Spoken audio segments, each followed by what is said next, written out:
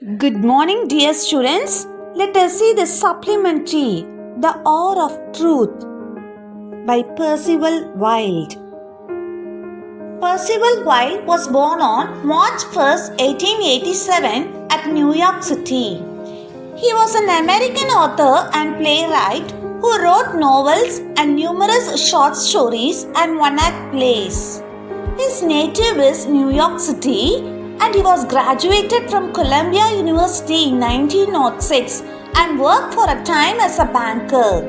He began writing plays in 1912. Some of his works are Dawn, The Noble Lord, The Traitor, A House of Cards, Playing with Fire, The Finger of God, etc. He died on September 19, 1953 at the age of 66. The theme of the story is study on the corrupting influence of money on people, greed and its effects, the good gets reward and the bad gets punishment, how easily people forget their morals and values before money. Setting of the play. The play takes place in a parlor of a little cottage where a family awaits the return of the head, Mr. Baldwin. Weather is reported, flash of lightning, dark sky. Plot of the story.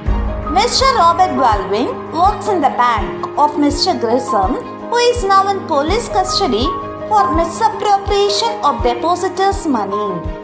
He offers Mr. Baldwin, a truthful person, $100 as bribe to say 3 words, "I don't remember," at the time of the trial, which is going to take place the next day. The reaction to this offer from all the members of his family is the main plot of the play. The characters in the play are Robert Baldwin, Martha, John, Evie, Mr. Marshall. The scene is set at Baldwin's cottage and it is Sunday afternoon. Robert Baldwin has gone outside. His wife and children are anxiously waiting for his arrival.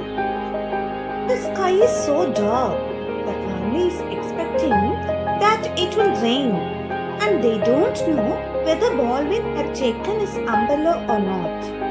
While the family is waiting for Robert Baldwin's arrival, they are talking themselves about John Grissom, on whose bank Mr. Baldwin worked. Now, due to financial crisis, bank was closed and John Grissom is found guilty for that and is in jail.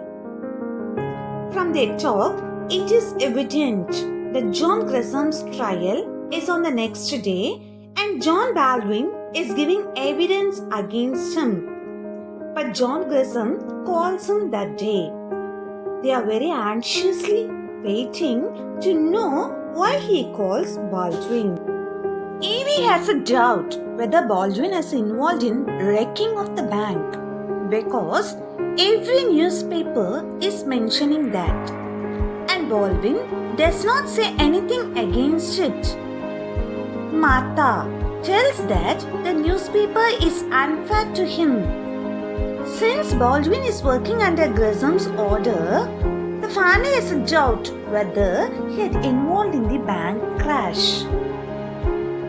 But Martha firmly believes that Baldwin never did anything at all. He found out the bank crash by accident. John immediately says that he saw Donovan, the assistant cashier, the last day at the athletic club. Donovan was working there for 8 years. The news came like a bolt out of a clear sky. John has a suspicion that his father must have known about it because he is the only witness against John Grissom. Since he was named after John Grissom, John feels that because of John Grissom, his name is damaged. Even he mentions that John Grissom has acquired a lot of wealth in these 20 years, while his father is getting just $60 a week. Martha tells that her husband is very dedicated to his work. Whatever John Grissom asks him to do without revoltingly, he obeyed. Finally, Robert Baldwin comes in the house. Everyone wants to know how the crash happened in the bank.